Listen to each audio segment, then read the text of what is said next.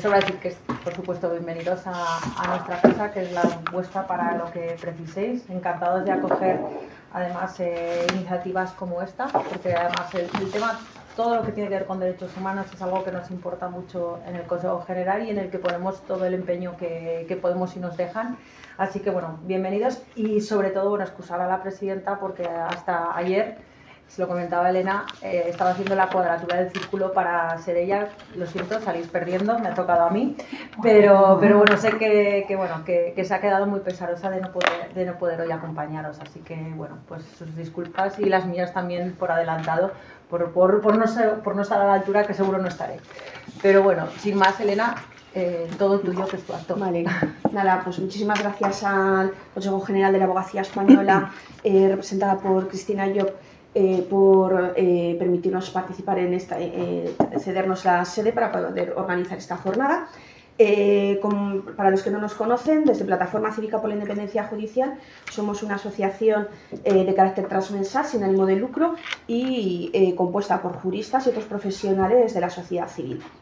Nuestra finalidad básica es la mejora de la administración de justicia, la eliminación de cualquier atisbo de politización y falta de independencia del Poder Judicial y la defensa del Estado de Derecho conforme a los estándares europeos e internacionales.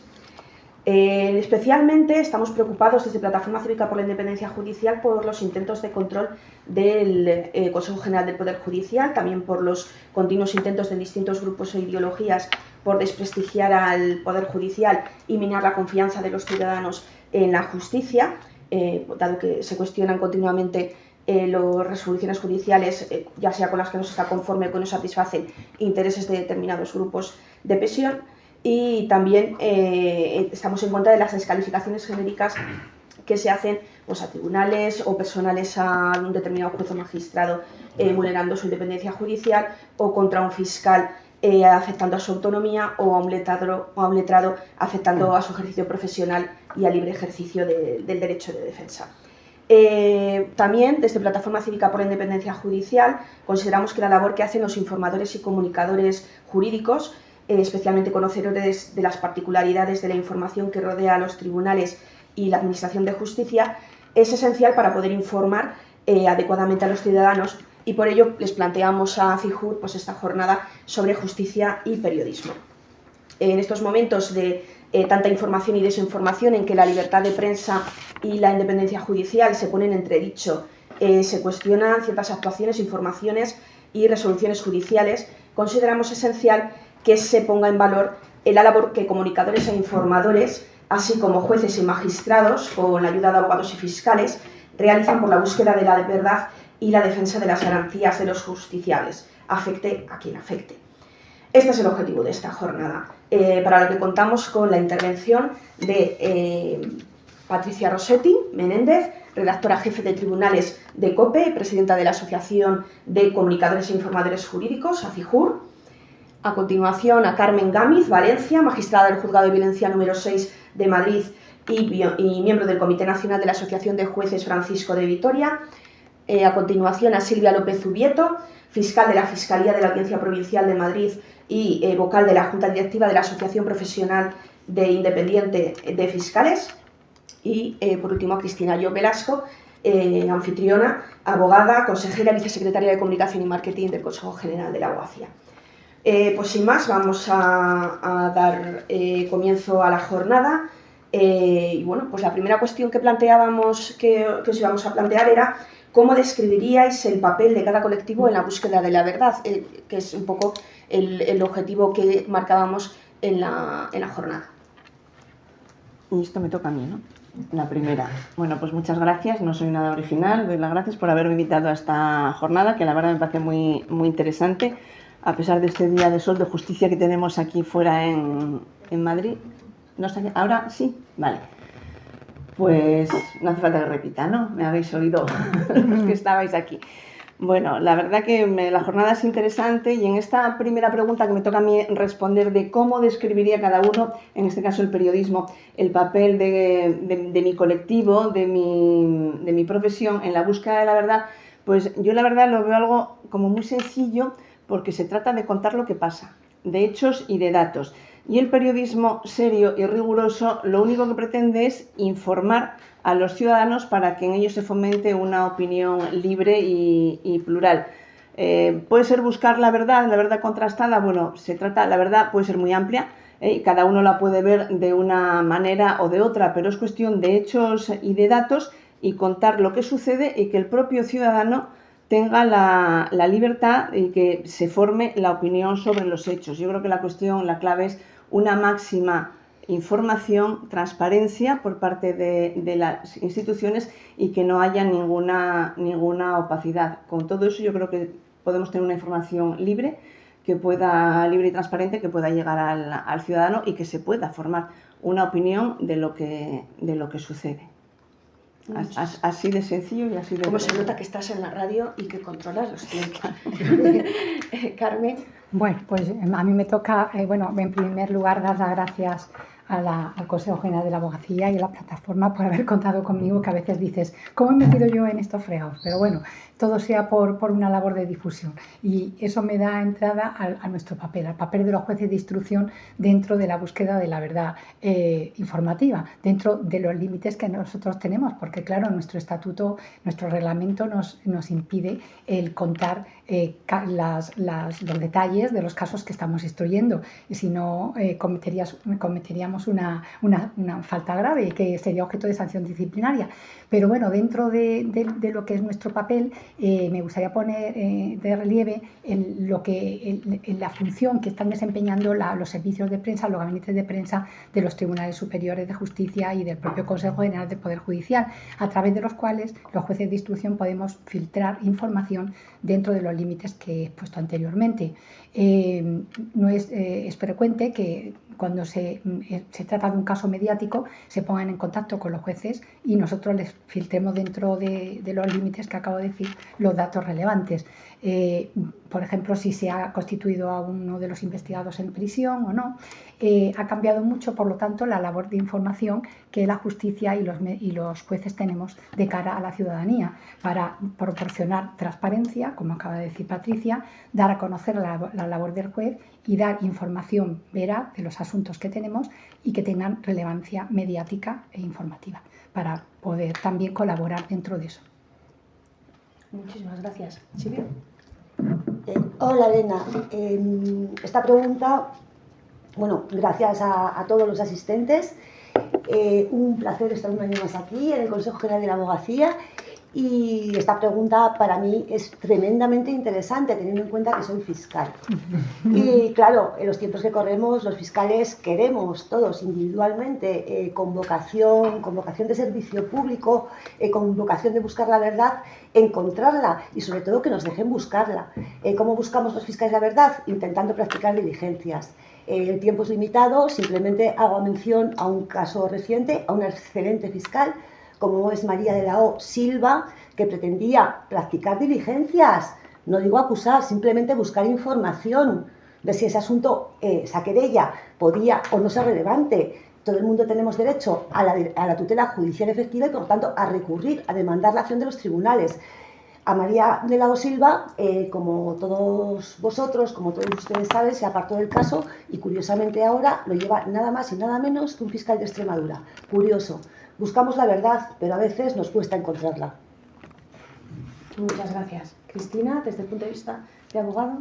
Sí, gracias, Elena. No voy a decir una obviedad, pero nuestra profesión como profesionales libres que somos, nos caracterizamos por dos notas, la libertad y la independencia, que a veces no es fácil mantenerlas, pero es cierto que son las dos notas que nos definen como abogados, y precisamente con esas dos notas es cómo podemos apoyar el acceso a la tutela judicial de una manera verdaderamente efectiva para que quien quiere ejercer el derecho a la libertad de expresión lo pueda ejercer con total libertad, para quien quiere reivindicar su derecho de información también pueda hacerlo, y también aquellos que desde otro punto de vista quieren proteger su derecho al honor, su intimidad, su propia imagen, pues también lo puedan hacer con todas las garantías, o por lo menos intentarlo.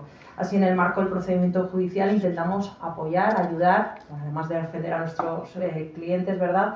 Pero bueno, proponiendo diligencias probatorias para definir los hechos que tienen que ser enjuiciados y, por supuesto, que al final que resulte la absolución o la condena. Es cierto que así como, bueno, Fiscalía, Judicatura, bueno, pues al final mantienen una posición más imparcial, vamos a decir. Es cierto que nosotros, nuestra posición es más parcial porque al final nosotros tenemos que buscar el bien máximo de nuestro cliente, pero eso también nos ayuda a poner más empeño en asegurarnos que los derechos de ese cliente pues van a ser respetados. Esto en cuanto a los abogados, pero bueno, también me gustaría hablar en cuanto a la parte institucional bueno, a la que represento, ¿verdad? Porque muchas veces perdemos de vista pues, que el Consejo General al final yo creo que se convierte en un defensor del concepto mismo tanto de justicia como de derecho, participando en los proyectos legislativos, proponiendo enmiendas precisamente en aquellas materias que creemos pueden afectar a estos derechos y convirtiéndonos un poco, y me incluyo, ¿no?, por ser parte del órgano, ¿no?, en defensores de los defensores y defensores de los periodistas también. Cuando digo defensores de defensores es porque al final defensores somos los abogados, o sea, bien defendemos lo que es la profesión cuando la vemos atacada de alguna manera por alguna norma que nos limita el ejercicio en general de nuestra profesión, pero también salimos en ayuda de aquellos compañeros que de una forma particular pueden verse violentados en algún procedimiento y por tanto, bueno, pues no pueden ejercer su labor como les habría gustado. Y bueno, simplemente contar que, por ejemplo, desde el año 2008 tenemos un observatorio internacional de abogados en riesgo, con lo cual, de una manera muy activa, nos preocupamos de abogados víctimas de amenazas, torturas o cualquier otro tipo de maltrato. Evidentemente esto suele ocurrir fuera de nuestras fronteras, pero ahí estamos comprometidos con la causa. Y en cuanto a los periodistas, simplemente recordar por el tema del periodismo que en el año 2021 nuestro Congreso de Derechos Humanos y los premios fueron dedicados precisamente a la libertad de expresión y que además un año antes habíamos lanzado una campaña precisamente contra los bulos. Yo no paso bulos en el 2020, precisamente para concienciar sobre las fake news, cómo detectarlas, sobre todo las consecuencias de compartirlas, que a veces no somos conscientes como consumidores o como particulares que nosotros contribuimos a aumentar la bola. Muchísimas gracias, Cristina. ¿Alguna cosa más a añadir en este punto? Vale, pues en las últimas semanas se ha creado cierto revuelo por la apertura de diligencias previas derivadas de una denuncia de una asociación privada basada en unas noticias. Entonces quería preguntaros cómo influyen las noticias publicadas en la apertura de diligencias de investigación, en la tramitación y acusación o la resolución de ciertos casos. Empezamos por Carmen. Bueno, pues vamos a partir de que el derecho de la información y la libertad de prensa, igual que la independencia judicial, son pilares fundamentales del Estado democrático y que todo Estado de Derecho debe conservar.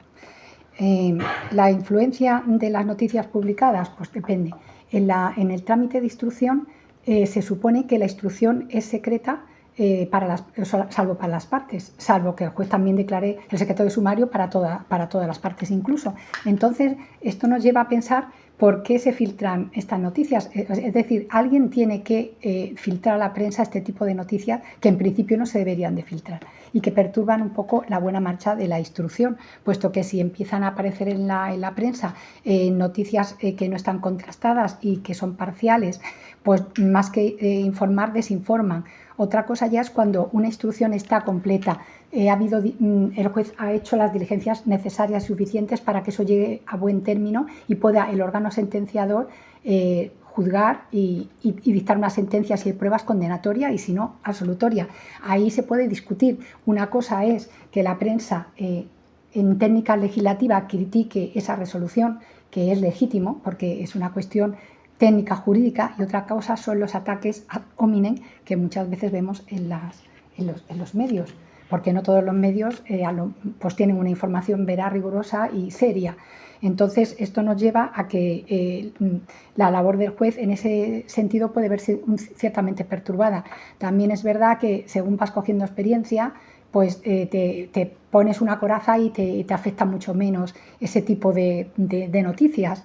Cuando instruyes un caso mediático, a mí no me gustaría, desde luego, tener casos en el que se vean afectados políticos, porque ahí ya los ataques son feroces para algunos de mis compañeros y al juez hay que dejarle trabajar tranquilo. La función judicial no es fácil, es bastante ardua, y si encima recibe presiones por parte de medios externos, que no es toda la prensa, por supuesto, también hablamos de las redes sociales, que eso no es prensa, pero bueno, o bien ese tipo de, que se ha llamado el pseudoperiodismo de la sospecha, que consiste en dejar ahí un titular sin mucho fundamento y que sea el ciudadano el que saque sus conclusiones, pero ya está enunciado en ese titular que no es verdadero, ni es real, ni se corresponde con una noticia fiel y fidedigna. Por lo tanto, eso perturba un poco. Como fiscal, Silvia, ¿os influye las noticias que se publiquen a la hora de investigar ciertos casos?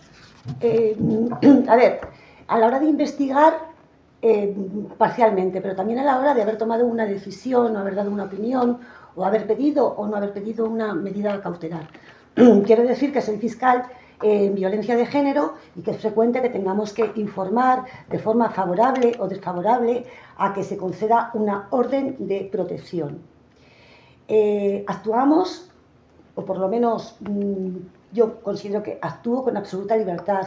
Tengo la suerte que el magistrado con el que trabajo estrechamente también actúa con absoluta libertad, pero a veces creo que en otras situaciones se puede actuar con terror y temor, es decir, conceder todas las órdenes de protección simplemente por el hecho de que te la pide una persona. Pueden existir indicios de comisión de hechos delictivos, pero es necesario también que exista una situación de riesgo objetivo.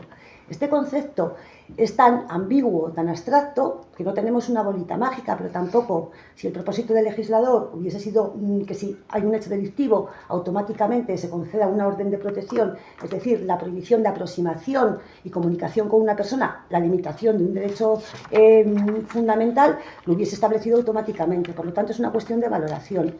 Tengo que confesar, aquí en pequeña compañía, que este verano me equivoqué.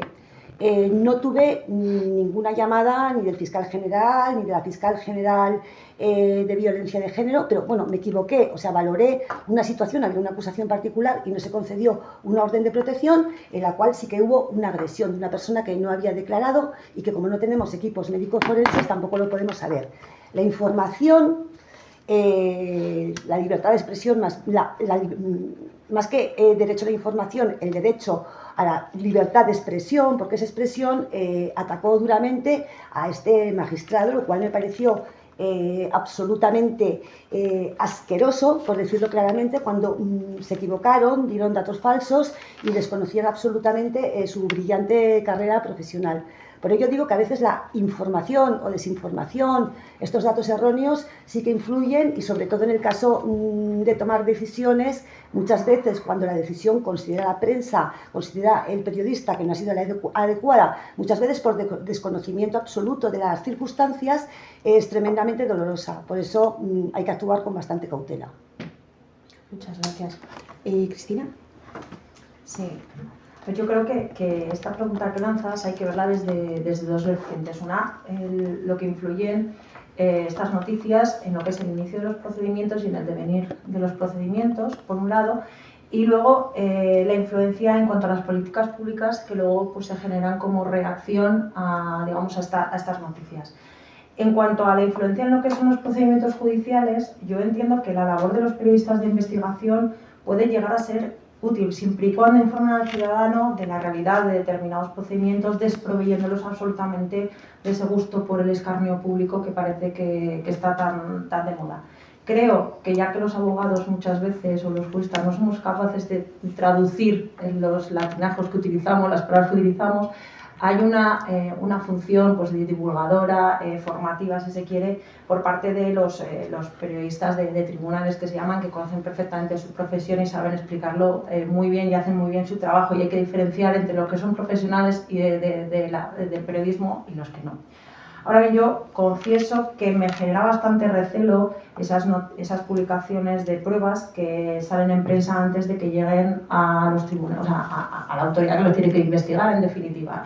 Eso sí que me genera bastante recelo, porque quien tiene que hacer su trabajo son otras personas, no desde luego pues estos pseudo periodistas. Sobre todo porque normalmente además se publican en diarios, bueno, pues que sabemos que detrás hay una serie de poderes económicos y que la función no es la divulgativa ni la de informar, sino precisamente la de ser portada a un diario y bueno, ejercer una presión sobre unos sectores u otros.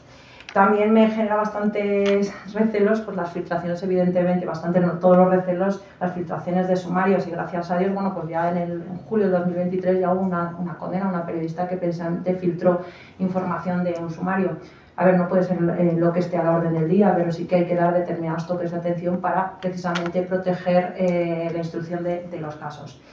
Esto me preocupa, pero también me preocupan, bueno, pues lo que decía antes, las noticias en medios no especializados, hablaba de esa capacidad de influir luego en decisiones judiciales, ¿no?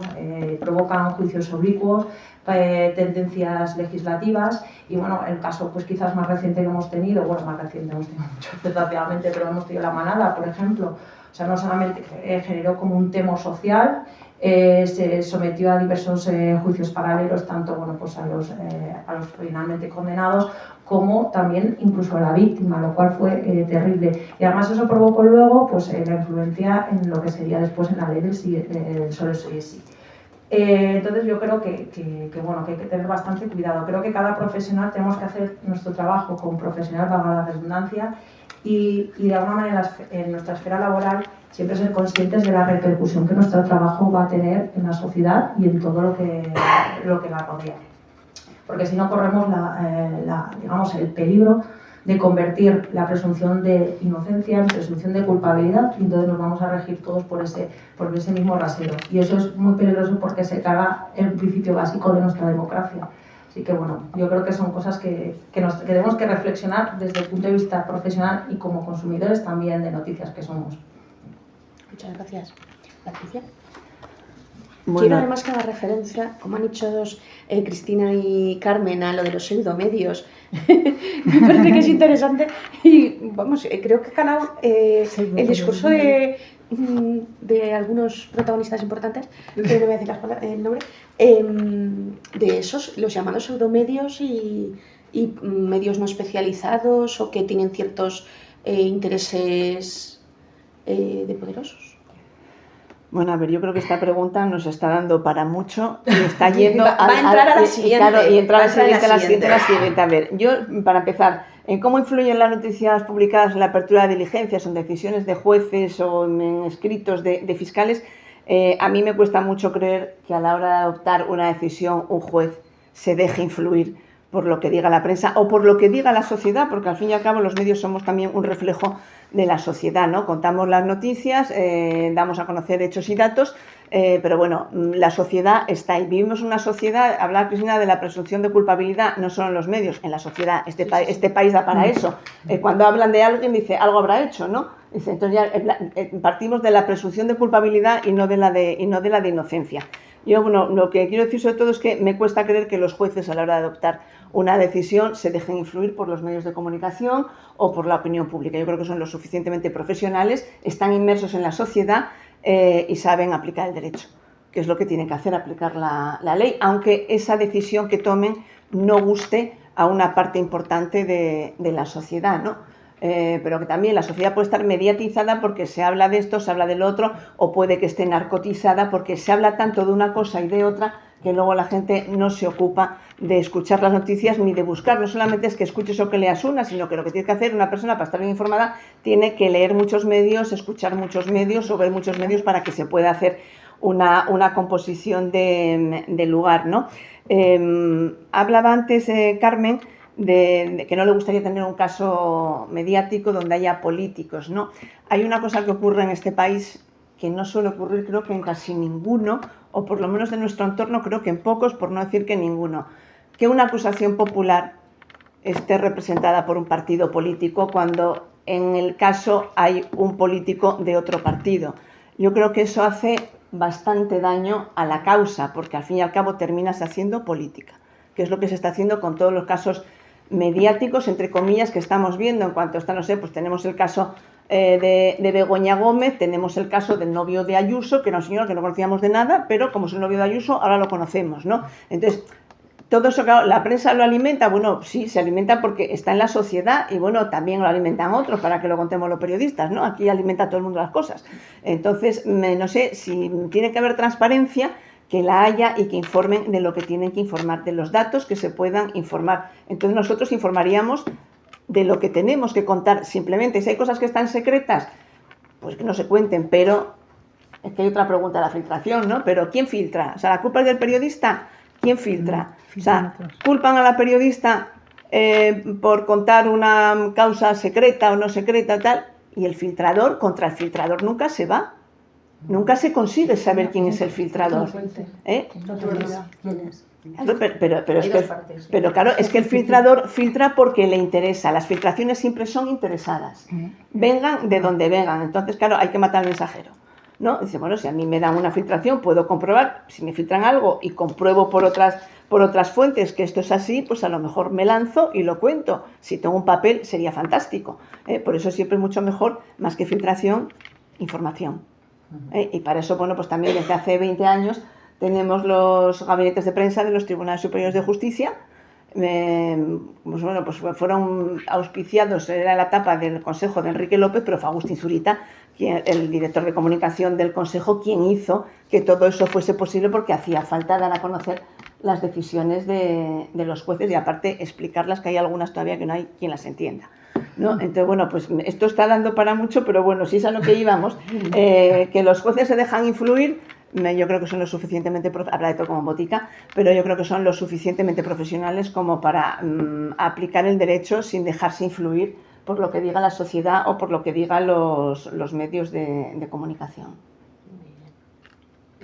Bueno, sí, yo empecé por alusiones, porque cuando yo he dicho que perturban las noticias, no quiere decir que la independencia judicial resulte afectada, que el juez sea inquietado en su profesión, y si lo es porque es un ataque feroz, puede pedir amparo al Consejo General del Poder Judicial, pero lo que yo quería decir era, pues hombre, que no sienta muy bien el tema de que te veas en la prensa, que te veas reflejada, que hagan una investigación incluso de tu pasado, de tu familia.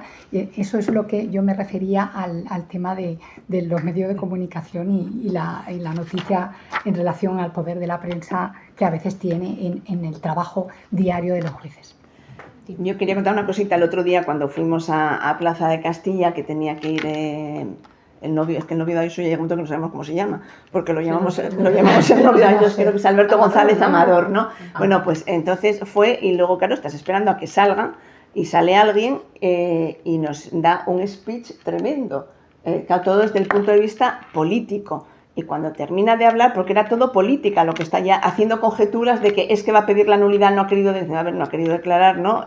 Se aplazó, la juez, como no pudieron localizar a uno de los investigados y otro no se podía hacer la videoconferencia con Sevilla, decidió que se suspendía y todos juntos iban para el 24 de junio. Y entonces aquí sale este señor y suelta un mitin político de que, claro, es que lo que están haciendo ya es que lo va a anular, tal. Entonces, cuando tú le preguntas, perdone, ¿usted quién es? Es un abogado, y dice, soy diputado de la Asamblea de Madrid por no sé quién, por Más Madrid, creo que dice, bueno, que me haga un abogado que nos cuente lo que ha podido pasar dentro o la información que nos puedan dar. Bueno, que al final quien nos informó fue prensa del Tribunal Superior de Justicia, que es quien nos tiene que informar, y siempre de manera fidedigna, como lo hacen habitualmente, porque son grandes profesionales, tanto Luis Salas como José Manuel. Pero claro, que te salga ahí un señor diputado de la Asamblea de Madrid y te explique sus conjeturas. Dice, ¿pero usted quién? ¿Usted es abogado? Dice, no, yo soy diputado de la Asamblea de Madrid.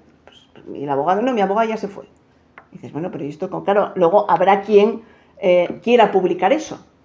Lo que dice este señor, que es un diputado, es un político, hablando sobre una causa en la que no hay un político, está la pareja de una señora que es política.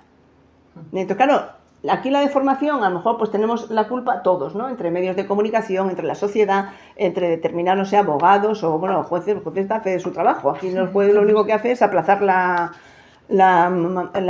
declaración porque no estaban todos. Pero claro, si en estos casos ya te sale el partido político, pues claro, el que un partido político, a lo mejor cuando vean esto me van a crujir, ¿no? Pero que un partido político sea acusación popular en una causa, cuando hay otro político metido por medio, esto yo creo que hace mucho daño, y yo sé que los jueces se quejan mucho de esto y ocurre en muy pocos sitios del mundo, no sé en cuántos, pero creo que en nuestro entorno, en la Unión Europea, creo que no ocurre en ningún sitio, o puede que en alguno, pero no quiero decir que en ninguno porque no lo sé con exactitud, ¿no? Pero claro, es que la historia se escribe así. Quizás también un poco el deseo de acceder a la noticia lo antes posible, antes que ningún otro contrincante periodístico y tal, pues también eso lleva a acceder a fuentes que no son las directas, ¿no? Lo que decías, que también apuntaba Carmen, la importancia de los gabinetes de prensa de comunicación que permiten hacer filtrar esa información veraz de qué es lo que está